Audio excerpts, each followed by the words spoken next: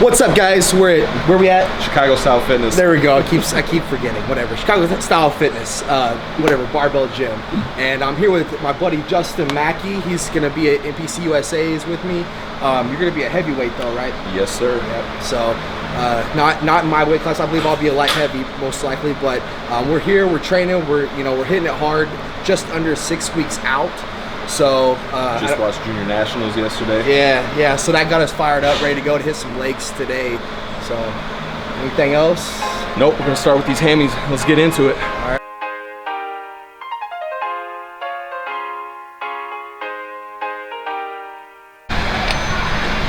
Just keep going now.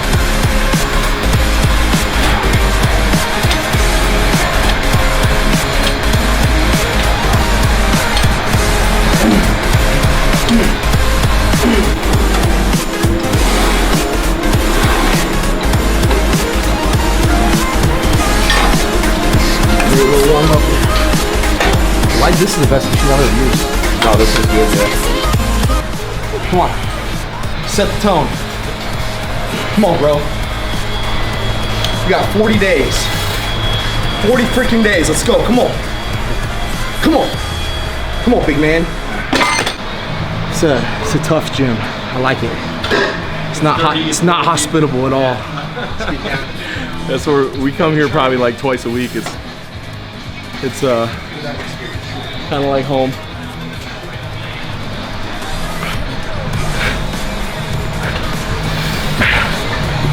Come on, 40 days. 40 days, come on. Come on. Somebody's out here working hard now. It's time to be a champ. Let's go. Easy money. Easy money. Yeah. Yeah.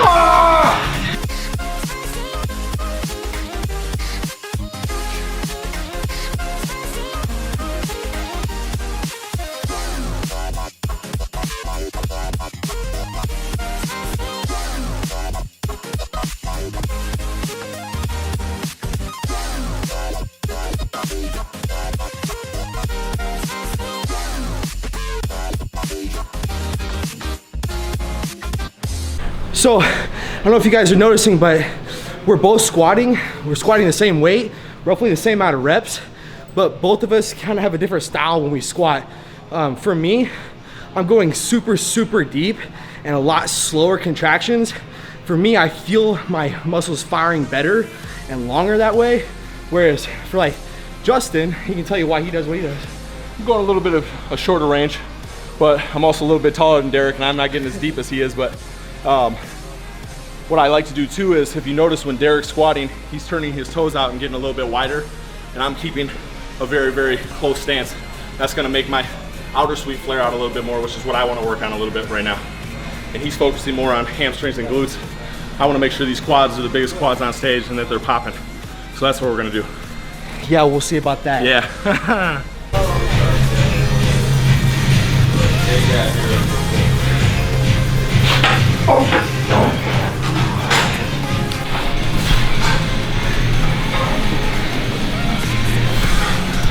Lightweight, oh yeah. Glutes. Shredded glutes for a run. Shredded glutes. There it is.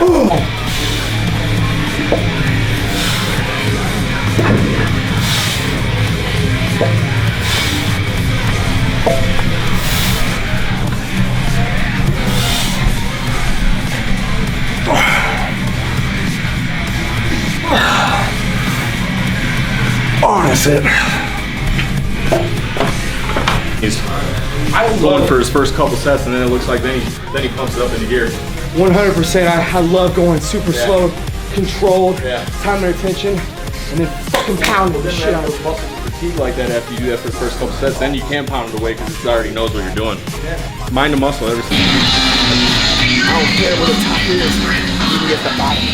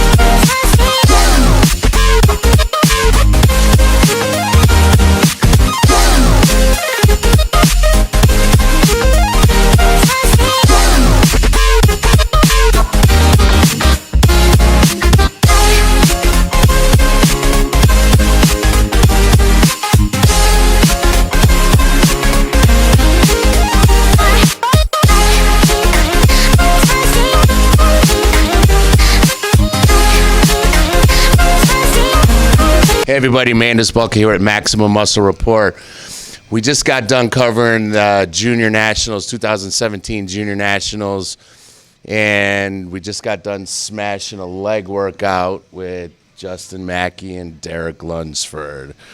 Now, as you guys all know, there's been a lot of talk about the two of you doing this show. Derek, last year you won the overall at Juniors. You went on to compete at USA's. It was a tough battle. You were in the mix. Some people had you with the nod. Others thought you deserved to be where you were. But now you're kind of the prohibited favor going into the show this year. What's your mindset with pretty much going from no pressure and nobody knowing who you are to everyone kind of already crowning you the champ? You know what's funny about that is actually the exact opposite. Going into USA's, I'd never lost a show. I mean, I might not have won the, open overall, but I always won my class. So my expectations was I didn't want to lose. That was my mindset last year. I never wanted to lose a show. I wanted to always be the top dog. Now that I know that it's possible and that I have placed second before, I don't feel the pressure. I just feel focused. I know that if I come in at my best, then I believe I have a great shot at the title for sure. But actually, it's the exact opposite. I have no pressure. I'm totally focused. I'm extremely confident. But last year, it was like, you can't lose, you can't lose. That was my mindset. This year, it's like, I don't know. I still feel like I can't lose, but it's not. I don't put the pressure on myself that if you lose, what's going to happen? No, it's just come in at your best and then let the cards fall where they fall. So you would put the pressure on yourself last year because, honestly, going into last year, you'd only started competing 2 years ago. So nobody really knew who you were except for winning the overall. So there was no external pressure. You had the internal pressure. There's external pressure this year. It's the expectations of others. And if I let that dictate my focus, then, I don't feel like I deserve to be a professional, to be honest with you. So I don't let that affect me. I don't let the external factors affect me. Pressure is really just what you put on yourself. It's not tangible technically. So it's really just all in the head. And this year I'm extremely focused. Matter of fact, being a new competitor the last 2 years, it was like, oh, I'm hungry. Oh, I want food.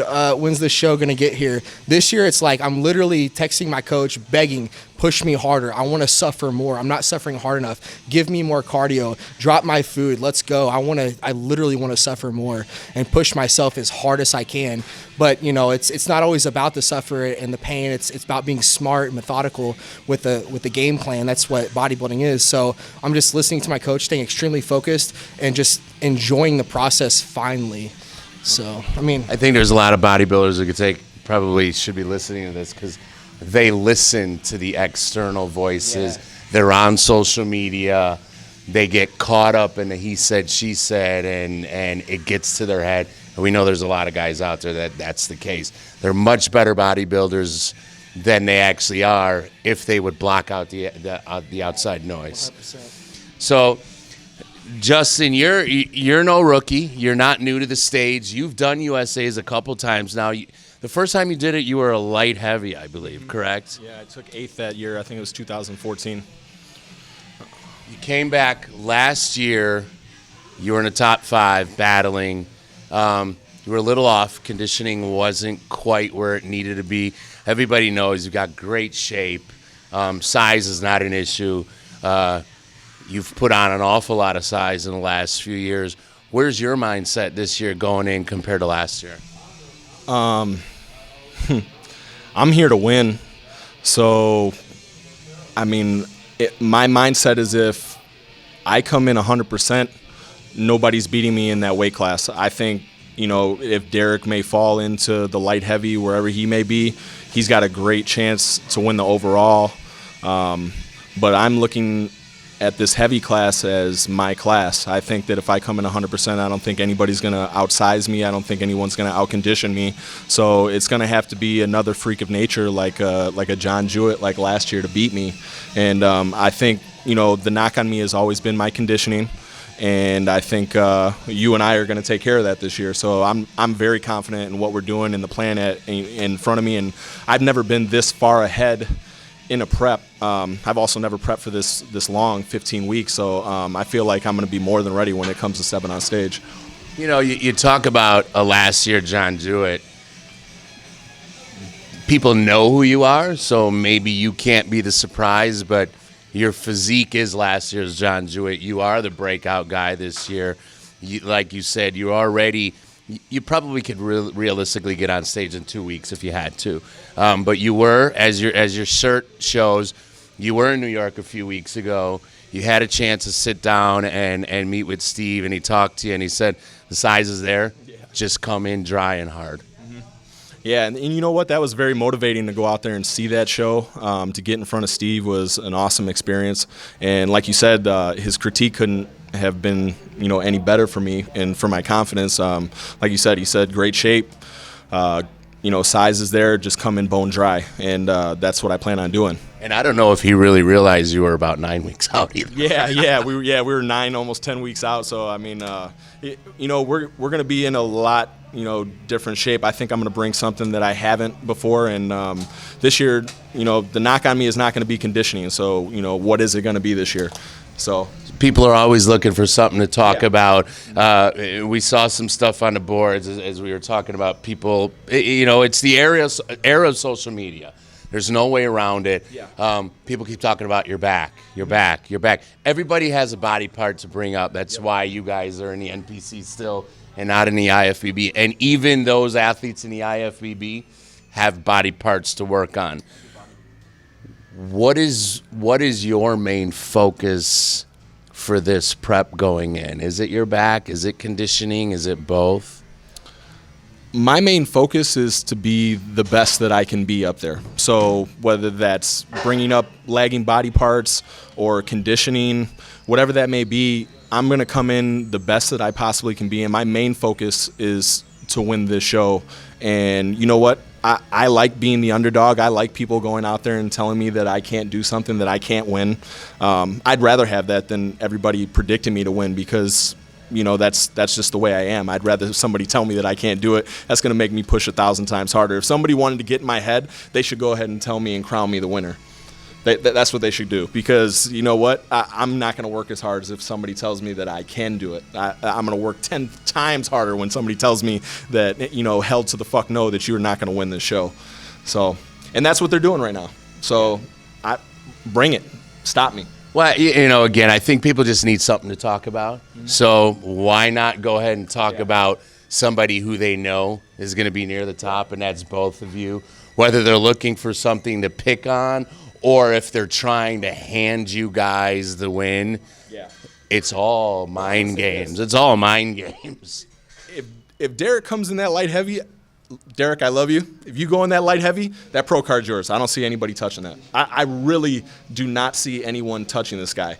He's got full muscle bellies all over the place. He's compact. He's got great structure, great shape. I just saw him pose. I mean, his back is completely shredded. It looks nuts. It's freaky. And not only that, 24 years old. We were talking about it. I'm gray bush over here, man. I'm going to be 30 in November. So to see somebody like that, this guy is up and coming. He's got you got 20 years to go and do this, man. It's awesome. It's motivating for me to see 40 days out, and I'm excited to get up there, man. I think realistically, whether eventually you move on past the 212 or not, I think we are sitting down with someone who's one of the futures of the 212 division. Derek, what was really your focus going into this prep? Was there anything in particular that you knew you wanted to kind of go after to be sure that was spot on when you got on stage? No, I mean, we can say it all day long. I mean, there's always something to improve. I think the biggest thing for me was I've always been pretty proportional. Even before I knew bodybuilding, I was just talking to Justin earlier. I've ever since I started working out, if I scratch one side of my head, I have to scratch the other because I want everything to be proportional and top to bottom, side to side. I want everything to look aesthetically pleasing and proportional all around. So I think I've always had that going for me. It was just more just putting on the size and the weight. And I actually, we were talking last night. I didn't realize it till just this week. I've actually gained a legitimate 50 pounds of muscle tissue from stage weight to stage weight, or what I predict to be in 2 years. That's a lot. That's a lot of muscle in a very short period of time. That's a John Jewett story there. Yeah, that's John Jewett. Middleweight to heavyweight. Yeah. I mean, you were welterweight 2 years ago, right? Yeah, I was actually, I probably should have been a lightweight.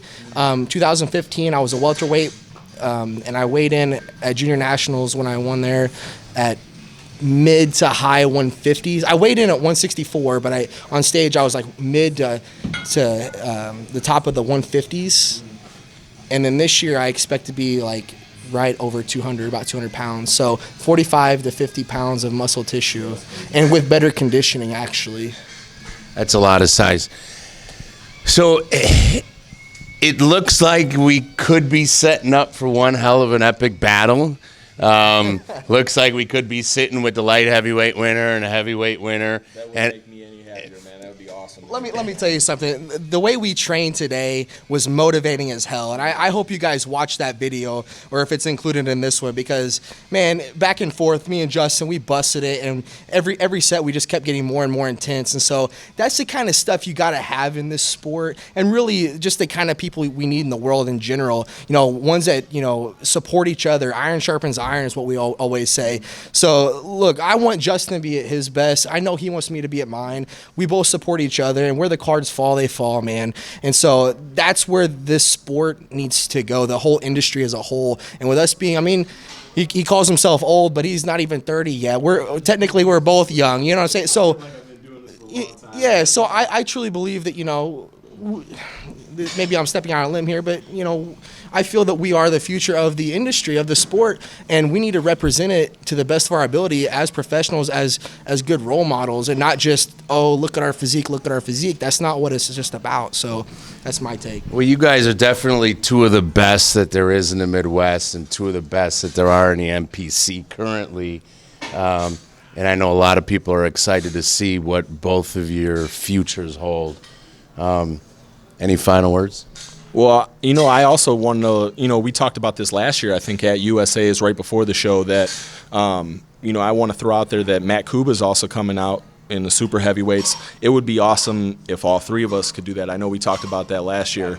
The Midwest is coming. So if you guys don't think that's happening, we're coming. I mean, I don't know if there's, any other area in the country where you're going to see all these people come into a show like this and maybe having a chance to win. But bodybuilding is thriving in the Midwest right now, so I just want to leave it at that. That camaraderie we have around here. So yeah, I drove 4 or 5 hours up here to train with Mandis and Brent Swanson, Friday night. Hit arms, crushed it over here. And then today I train with you. I mean, it's just putting yourself out there, and pushing each other and wanting each other to succeed, And that is another guy that was knocking on a door last year, Brent Swanson, his wife Autumn Swanson, who's already been an Arnold Classic champion, Brandon Hendrickson, who's been an Arnold Classic champion. You had the overall winner in women's physique here, who will be doing the Chicago Pro as her pro debut, going against who was at one time her idol, is now literally her rival in every sense of the word. So the sport of bodybuilding, as you guys said, is alive and well here in the Midwest. Guys, the best of luck to you both in 6 weeks, and hopefully we'll be doing some winner interviews after that. Yeah, man. Let's hope. Until next time, Mandis Buckle, Justin Maki, Derek Lunsford, Maximum Muscle Report. We're out.